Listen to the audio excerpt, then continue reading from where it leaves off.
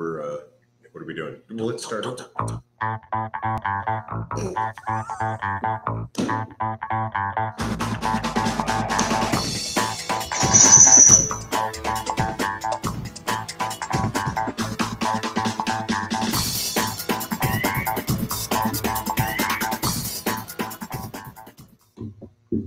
just going to start this off by saying, you get what you pay for. Oh, yeah. You get what you pay for, Greg. I was literally about to say that I'm keeping the settings on this because it works, so don't talk. I'm going. And still we're talking. Anyhow, guys, folks, try that again. People, welcome to the 40-40 Man, the baseball podcast featuring a guy who knows a hell of a lot about the sport. And apparently a guy who knows nothing about computers right now. That's right. And I am your interim co-host, David Bronfman, although possibly not interim for much longer. This keeps happening. No, that's fine. This is a tech problem. This is good. Exactly. So thanks for hanging in there, loyal listener. And today's episode is The Threshold of Incompetence. Part 2.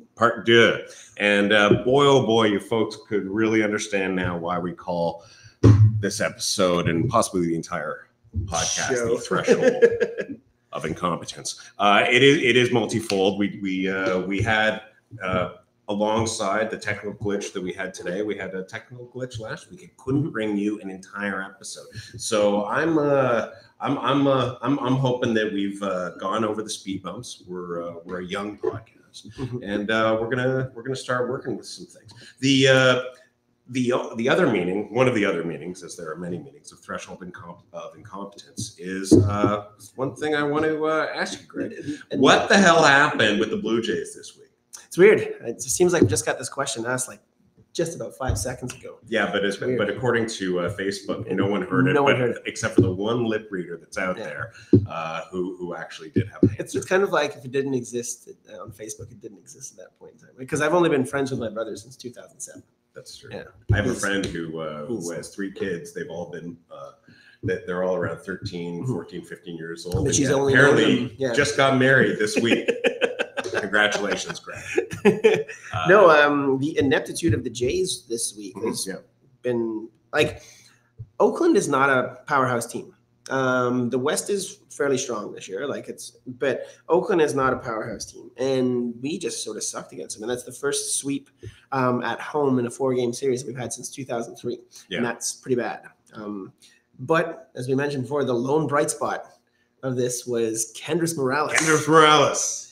Which he hasn't really been a bright spot for the Jays all year. He's only batting 163 with 3 homers and 11 RBIs for a guy who's supposed to be the designated hitter in a home run friendly park. But he came in and pitched 1 inning, last inning of the last game. We're already down 9-0. 3 fly balls, sandwiched around around 1 walk. So he has an ERA of 0, a WHIP of 1, and he would fill in nicely as a closer. Because our closer is still on administrative leave. Wait a minute, so he's hitting below 200. We'll get to this later. Yes. As the designated hitter. My goodness, that's fantastic. Mm-hmm. What a designation. He's literally, he hasn't. It's not like one of those things where he hasn't tried. Like, he's actually tried many things. Like, he was hitting well in spring training, so he wore these glasses to do it. And because he wasn't hitting up here, he tried going to contacts, doing things. Like, he has been trying, but it's just not working. Well, something's working as far as his pitching goes. Yeah. What was it? All of his outs were pop-ups. Pop-ups, yeah. And he had an 87 mile an hour fastball. That's he had an 87 mile an hour curve as well. Yeah. So I think his top is 87. But an 87 curve is good. An 87 mile an hour fastball is not so. He can work on it. We need the help. I was looking at, and obviously now that Ryan Goins is playing for Kansas City. Mm-hmm. He's our go-to guy when we've entirely run out of pitchers to play. But this got me looking into some like historical stuff on players who are not pitchers who pitch. I was curious if you knew anything about Jason Lane. No, Jason Lane is a really, really sort of interesting player who was in like the early 2000s, and as an amateur, he was a pitcher. who happened to also hit very well, which makes you a fairly good prospect for the National League. And but he got signed to the Astros, and because they really didn't need an extra pitcher at the time, he became a first baseman. His major league debut, however, was as an outfielder in 2002. So he has a pretty good offensive career. And in 2000, he's sent to the Padres for cash. And then following that, he kind of disappears into the minor leagues, contract by contract. And actually, a few of these contracts were with us. They were with the Jays. And one of which was when he virtually was our designated hitter one year, lost out to Adam Lind. And but the amazing thing is, so that's 2007. 7 years later, 7 years later, he is switched over back to a pitcher. And once again, gets called up to the majors. So after a 7-year gap, is now a pitcher. Was then now a pitcher for the Padres, which is an amazing thing. I have a 7-year gap out of the majors from one position going to the next. That's only 2 years less than that 9-year gap that Corey Aldridge had that everyone sort of likes to talk about. There's another one, another fairly famous one as of recently as well, Rick Ankiel. Yeah. I don't know if you heard about him. He was a pitcher for the Cardinals organization, and he lost it mentally. Like he had the arm, like the velocity was there, but he just couldn't hit the plate. And he actually had 11 wild pitches in one game once, and so 4 in one inning. And so they were like, "All right, that's it. Let's send him down." So he actually reinvented himself as a power hitting outfielder. And it took a couple of years for him to do it, but he stayed. The Cardinals were actually pretty cool about it. Stayed within the Cardinals organization, and they retooled him because they obviously knew that the arm strength was there, but he could also hit, and he played a season up in the bigs. Do you think how hard it is just to get in the bigs and that you can actually do it playing obviously you get people that switch from infield to outfield and stuff like that, but to be both a pitcher and a position player is an amazing kind of thing. Drew Butera he's the current most prolific non-pitcher pitcher with 4 total career innings pitched. So there's a lot of room to expand on this multi-use player. So the Jays. My goodness. Well, if we're talking about pitchers not in or someone who's pitching who's not in their specific spot specifically, we can also touch on Sergio Romo this weekend. I don't know if you heard about, or anyone else heard about what Tampa Bay did. They did something really, really odd. They took their closer and they started him 2 games in a row for just an inning, so they could get through the top of the order, so that the starting pitchers didn't have to go through that heart of the order. And it's something that you do in like spring training just to sort of try out different pitchers because you have unlimited amount of substitutions at that point, right? But Sergio Romo, who's like a good closer, started on Saturday, pitched 18 pitches, 3 strikeouts. No runs, nothing. 28 pitches the next day, 1.1 innings, 3 strikeouts, 2 walks, and 0 runs. But some of the guys on the Angels were all pissed about this because they're like they thought it was like a chicken shit move, because they're like, oh well, if your starter doesn't want to face us, then why bother starting him? But I don't have a problem with this. But I've never thought about doing that. I would love. This is great. This is like a new position in baseball. Sergio Romo is the opener. The opener. What does this do to like win losses and stuff like that? Like, do you think? He's obviously not eligible for the win, so you still have to pitch the required amount. But it's just something that wins is also a really weird. It's a really weird statistic as well. You don't say. Yeah. As I've made my quest down to try to learn these things. And it's one of those things that Tyler Clippard has 4 wins on the Jays, but I mean he's gotten those 4 wins in a span of over his span that he pitched over those were 5 innings. Yeah. So and then you've got guys that have pitched who is it? Bartolo Colon, our boy Big Sexy. Pitched 7 perfect innings, 8 hitless innings, and then lost the game in the 9th. So once again, these things they elude me. Yeah. I've been trying. I've been working very, very hard to learn the game of baseball, and yet You still confound me, Greg Howard. Well, it's this one's not me that confounds. It's this is the game that confounds. But there's some fun things if you do want to be confounded. Oh boy, I have something for you here. We're gonna do a little quiz, and it's it's food related baseball terms. Okay. It's what? Say food that again. Related baseball terms. Food related baseball terms. Yeah. Food so like there's some that have like made their way into everyday lexicon, and then there's some that are just kind of ridiculous. So here's what we're gonna do. We're gonna see how you do. Where's my hat? Do you want your thinking cap? I need my hat to think and to hide in. Oh my God, my head is enormous. Okay, so here's your first one. A butcher boy.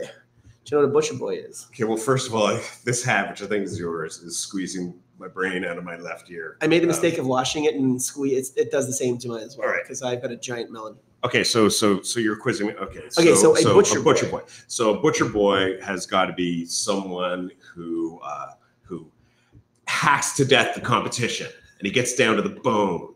He's a bone breaker. Wait, so he's like do you want to toss me the threshold of incompetence? I just want to see how. Let's just keep this one. Keep it running. A butcher boy is the person that goes out to get the kidneys. No, a butcher boy is someone who fakes for a bunt and then swings. That's called a butcher boy. So, does people get a reputation as a butcher boy? No, but it's a thing.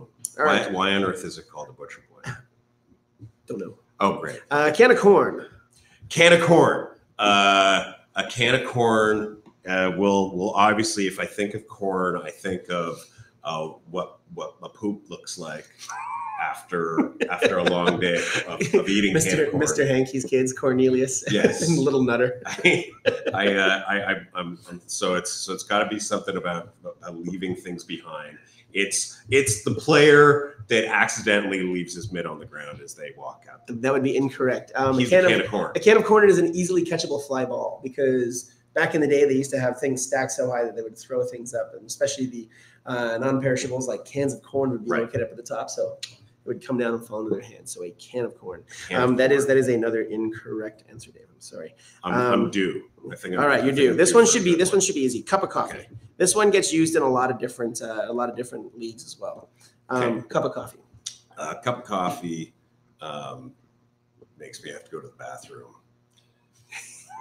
You'll notice a recurring theme, folks. I did not make duty before we went live. He happens to be a poop fetishist. So a cup of coffee has got to be like it's a wake up call. So when you're I'm gonna start with the vertical line in the X column here, and then follow it down with a 0. So it's what keeps it's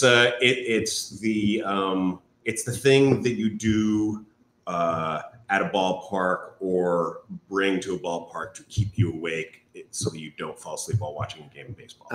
No, that's beer, but no, it is someone who's played in the minors and then all of a sudden has a tiny stint up in the bigs, and then they go right back down. It's amount of time to actually sip a cup of coffee and then go back down. They use it in hockey as well. Greg, you told me that was the easy one. I know. Okay, this one should be easy. A meatball. Come on. A meatball. Okay, so a meatball is delicious. It's round. It's filled with meat. No, I got this. Don't. It goes on spaghetti. It's a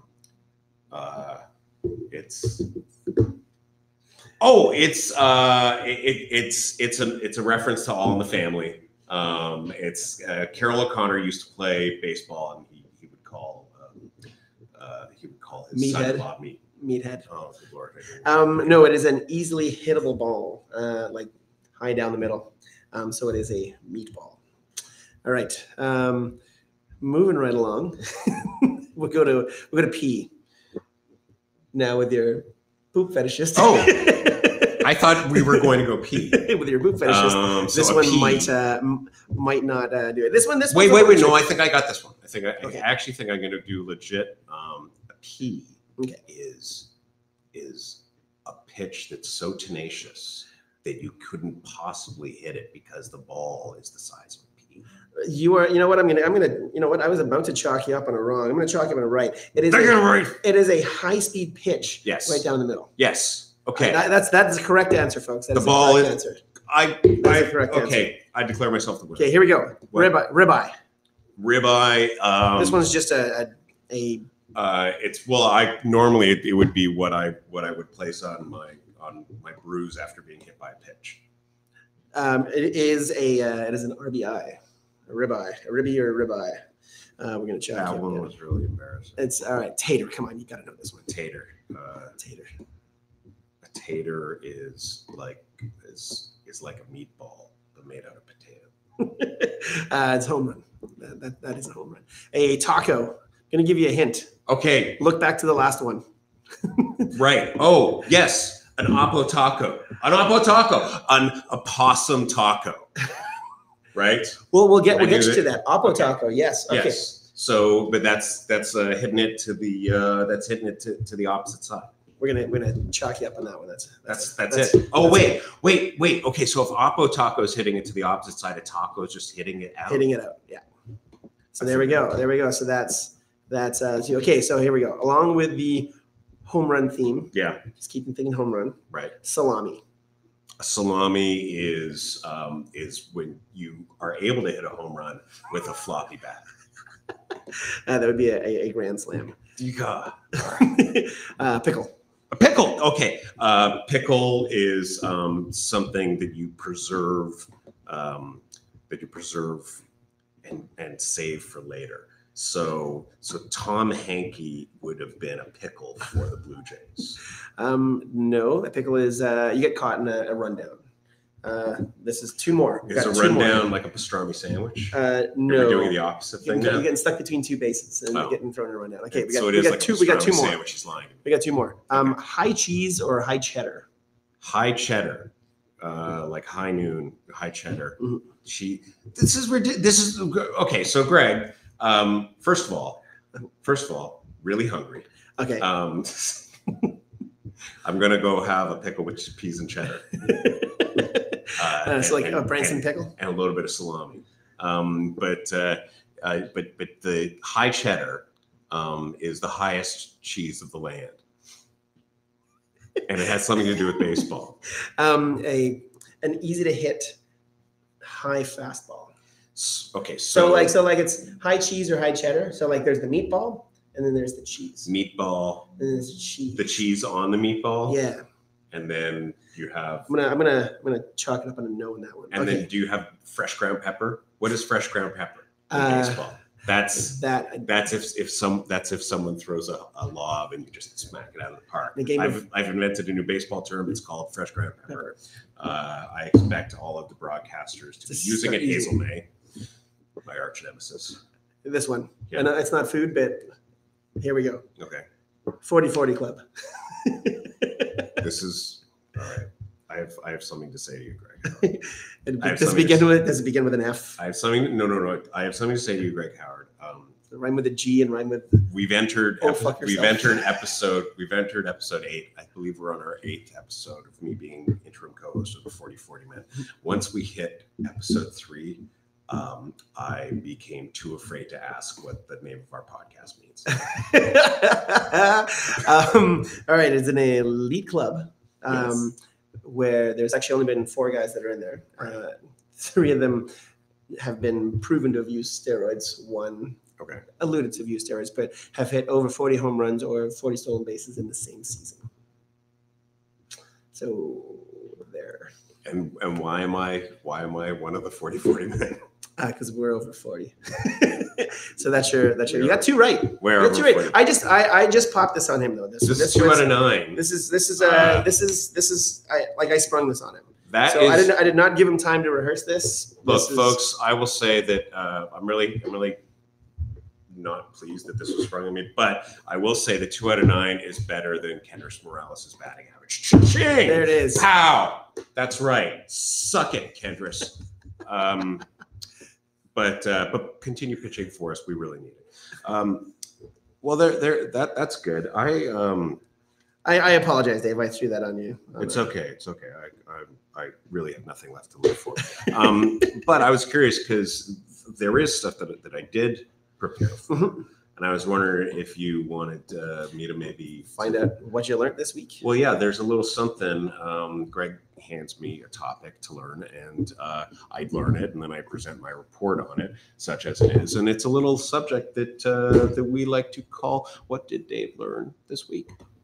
Duck, duck, duck, duck, duck, duck, duck, duck. What did Dave learn this week?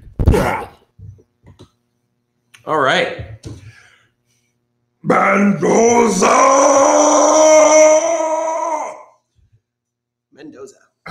And I'm spent. Okay, so the Mendoza. Greg gave me the topic of Mendoza, which I think was pretty simple. I mean, once you Google Mendoza in baseball, you pretty much get the Mendoza, the Mendoza line. Other than being a bad guy in a McBain movie. Yeah. Yes. So I got to look up stuff about the Mendoza line, and I'm sure a lot of you folks out there are familiar.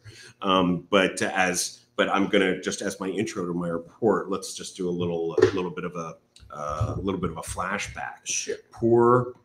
Poor Mario Mendoza. Poor Mario Mendoza. This poor guy now has a statistic which is known as the I wouldn't call it a statistic. Well, maybe I could, but which is known as the threshold of incompetence. Hence the name of our podcast, the threshold of incompetence, named after poor Mario Mendoza. So in 1997, he was traded. He was traded from Pittsburgh to Seattle. 79. Did I say 97? Yeah, 79. Well, you've got me completely verklempt over the whole quiz thing. So I'm gonna have to. It actually does say 79 in my notes here. Anyhow, so but by the end of 79, he had batted 198, which I have learned is not particularly good. And the story about how this terminology came to be is that George Brett, who was playing for Kansas City, he was having a slow start the following season, 1980, and his teammates, they told him to watch out, or else he might sink below the Mendoza line. Yeah. So his teammates started bagging on him for this,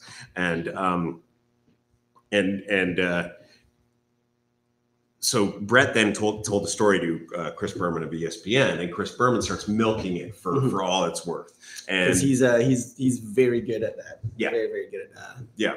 I just got a note that Kendrys Morales just hit a home run. Woohoo! Thank you, Hogtown Harry, for letting us know that. He's still under the Mendoza line. That's fantastic. That is 4 home runs now. Yeah. So to continue with this,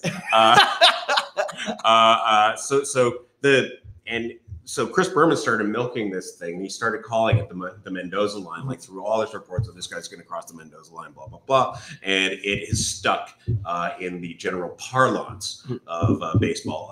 It's going to be worthwhile to note that George Brett wound up hitting 390. Yeah, he flirted with 400 that whole season. Yeah.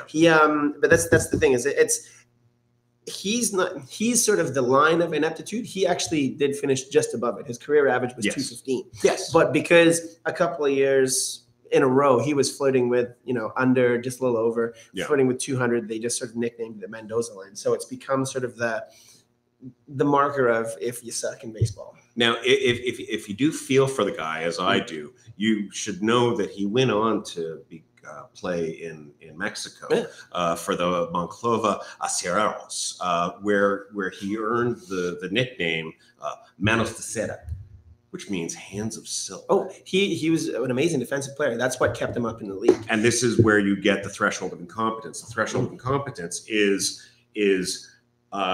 when you're so bad at batting that your defensive capabilities are no longer justify you being on the roster. And that is really where the Mendoza line boils down to is should we keep this player? Or do they have to go down?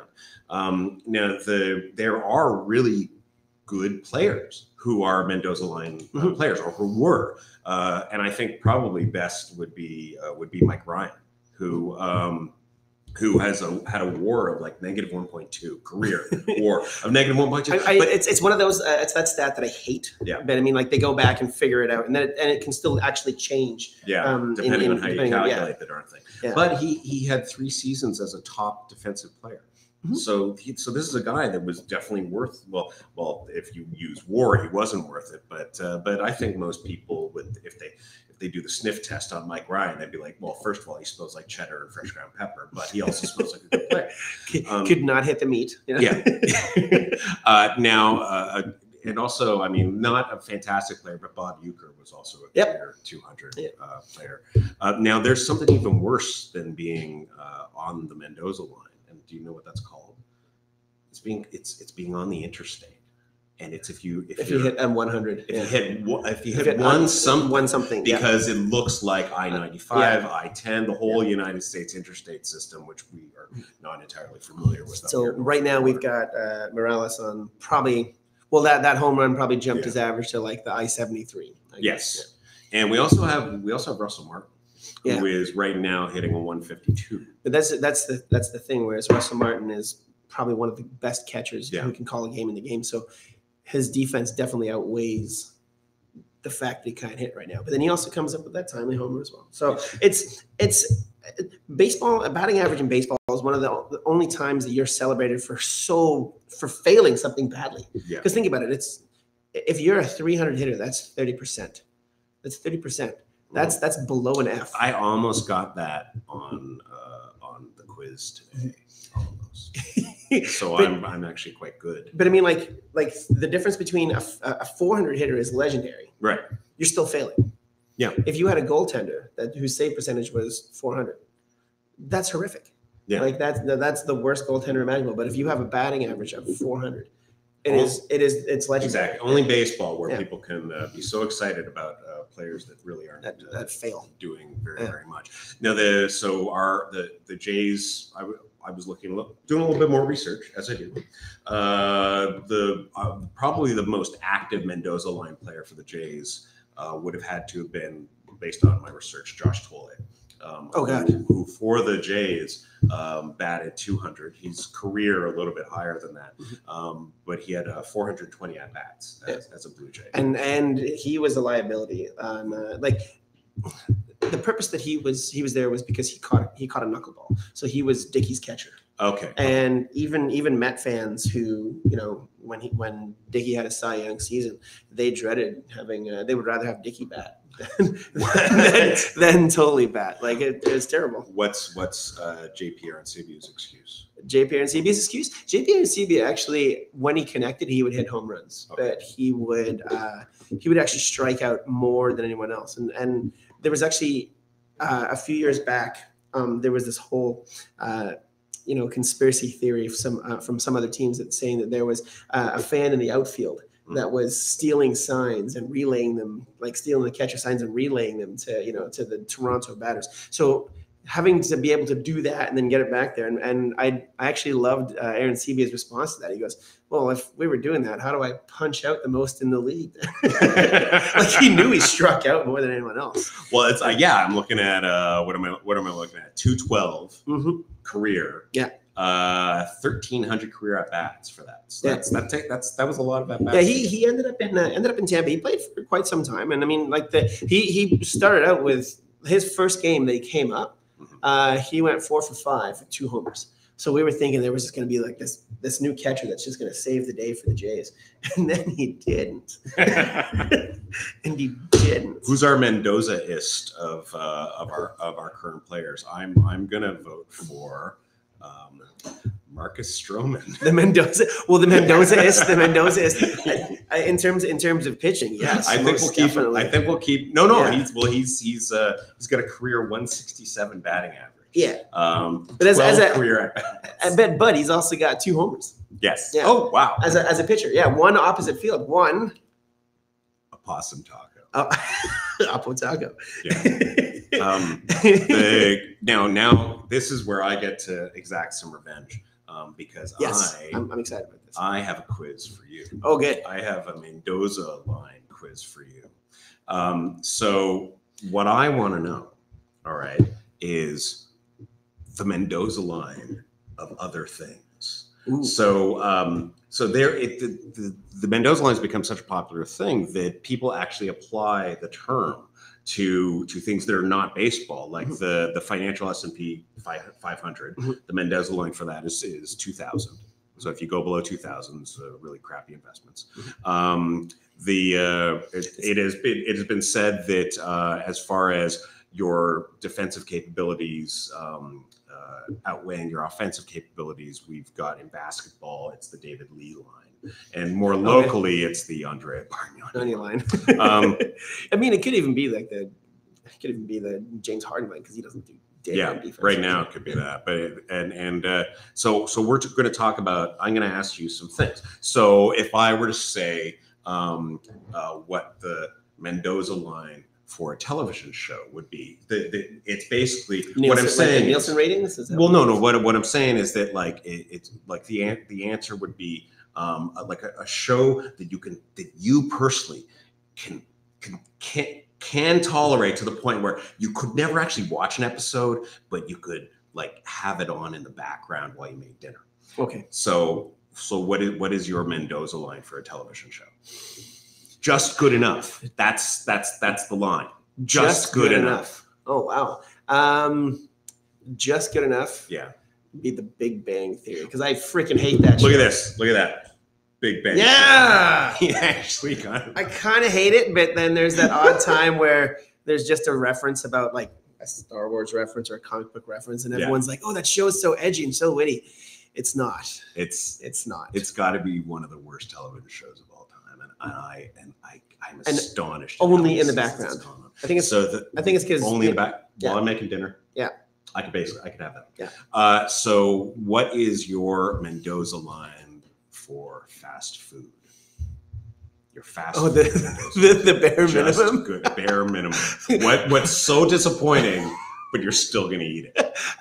It doesn't count as fast food if it's like a pizza pop, or like I'm never gonna pack it in and get something from the hot dog aquarium at 7-Eleven. You know, the things that are spinning around. That's never going to happen. Okay. All right. So that's below the rotating hot dogs below the Mendoza. No. You know what? It's funny enough. McDonald's burgers. I like their breakfast sandwiches, but their burgers, like, I can't do it. Chicken, those all right. Well, I'm going to give you a half point on There's going to be Arby's. That's well below the Mendoza line. But this is a personal Mendoza line for me, which is I sometimes work very late nights, and I was working one night, finished up at 4, and I go to the 24-hour McDonald's, and the psychopaths.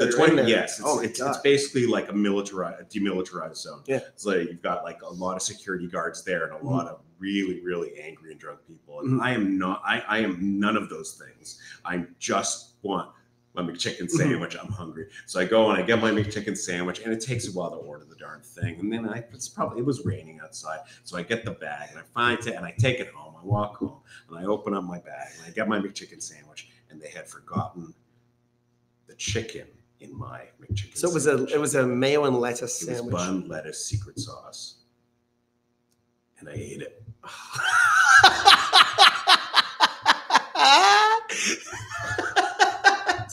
Just good enough.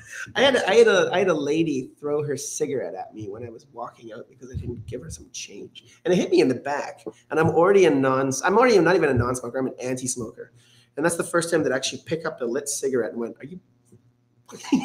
Flung it back, and I'm like, Mendoza line for charitable affairs. Yeah. So I got one more for you.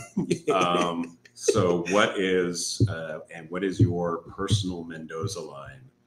This is for extra points. Okay. Of how dirty your jeans are, but you can still wear them. Oh yeah. No, jeans are fine. I'd give it like 4 days. 4 days. Yeah. 4 days, 4 washes. 4 days. Four days straight. 4 days, 4 wears.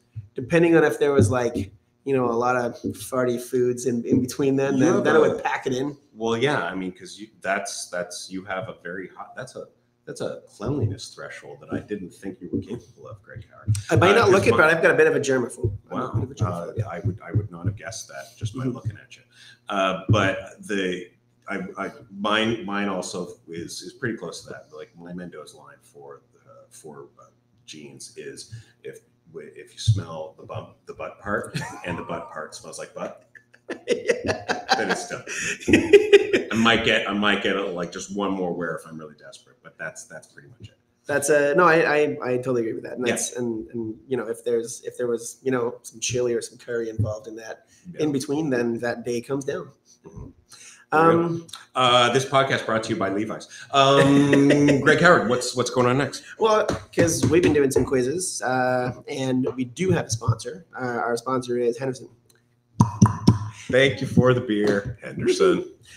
So we've been doing some quizzes, so it's time for you guys to do some quizzes. We got a little thing for you, and winner gets a Henderson prize pack.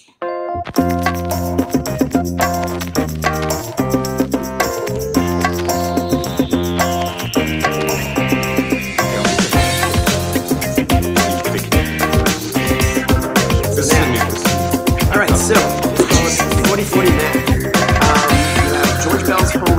George Bell's RBIs from his MVP year, plus the number of strikeouts from Roger Clemens' first Cy Young year in Toronto, minus John Cerruti's jersey number, and add that to the price of a grandstand ticket from Old Exhibition Stadium, and then you'll have your answer. So Old Exhibition Stadium in 1989, by the way. Exhibition Stadium. Yeah. 1989. So that is the RBIs from George Bell's MVP year,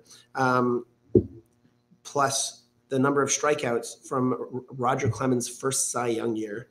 Subtract John Cerruti's jersey number and add it to the price of a grandstand ticket at the Exhibition Stadium from 1989. 5. No, it is incorrect. Well, I'm at a loss. Incorrect.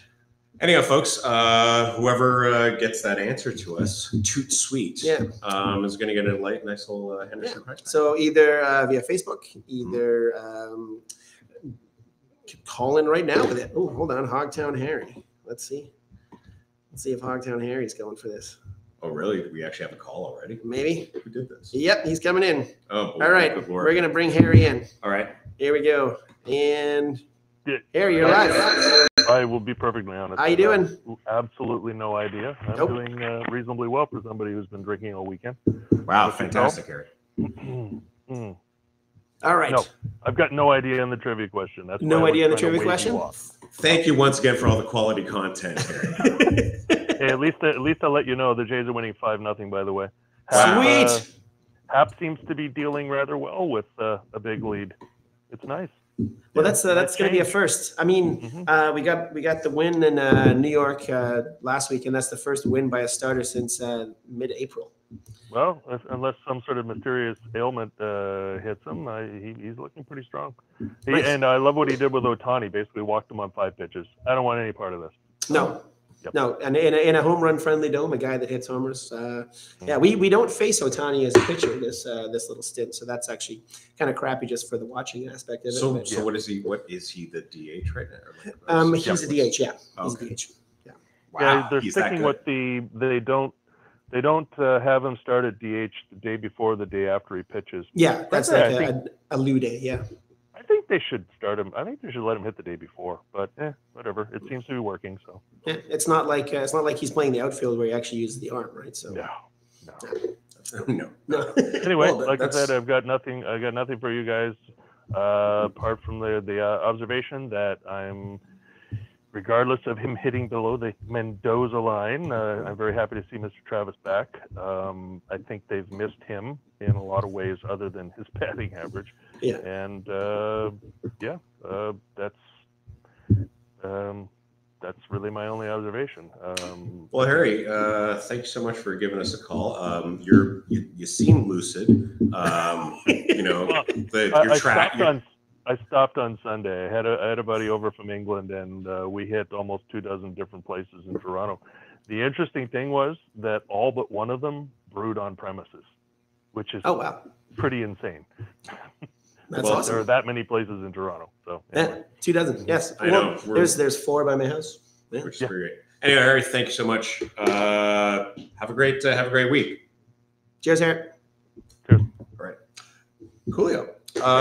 So that's I'm spent. Do you have anything? Do you have anything else that you want to add? Do you think that we put in some decent minutes? I think so. Some hard fought after minutes. Yeah, some little. I don't know. Yeah, I'm fine with that. All right. Well, gang, that just about wraps it up. Thanks so much for joining us over at the 4040 Men. Once again, Henderson Brewing Company has been really generous to us. Thank you for tossing us the beers. And also we are, as always, podcasting over on stage10.tv. It's a web-based platform and allows us to do all this crazy switching, which Greg Howard was doing by himself today. We have no live producer, and all of this was being done with the delicate yet somehow sausage-shaped fingers of Greg Howard. Yes, those clawing away at the potentiometers. Thank you so much for doing that. So please hop on over to stage10.tv if you were at all interested in doing this sort of video format of podcasting. It's a heck of a lot of fun. So until next week, my name is David Bronfman. And my name is Sausage Fingers. And until then, stay safe. Peace. Just for fun. I really know how to do this. I'm going to do it.